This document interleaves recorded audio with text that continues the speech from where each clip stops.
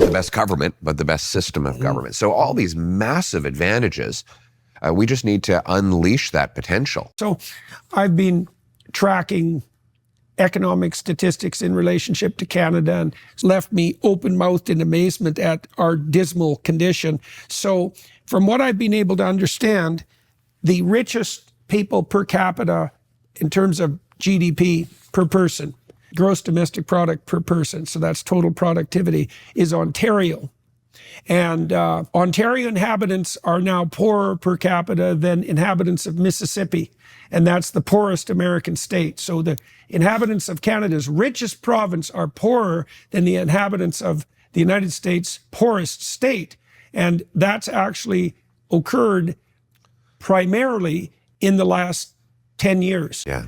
So now it's really bad. It's really incredible. Like years ago, the New York Times wrote an article, welcome to Canada, we're home of the world's most affluent middle class. And in that article, the Times had calculated that median American and Canadian incomes were tied and that Canadians were slightly better off.